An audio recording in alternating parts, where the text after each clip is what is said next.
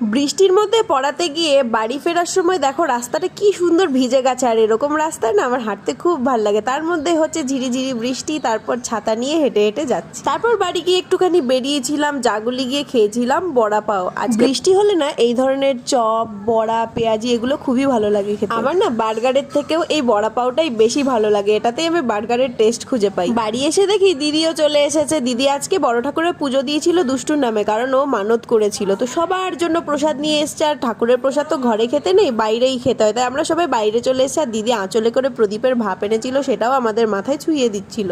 আর দেখো প্রদীপের ভাপ পেয়ে আমি কত খুশি হয়ে গেছি। তারপর মা আর বৌদির মাথাতেও ছুঁয়ে দিল। তারপর মা প্রসাদগুলো নিয়ে সিঁড়িতে রাখলো আর সবকিছু খুলে সিন্নিগুলোতে আরেকটু দুধ ঢেলে আরেকটু হালকা করেছিল, কারণ ওটা ভীষণ ঘন ছিল।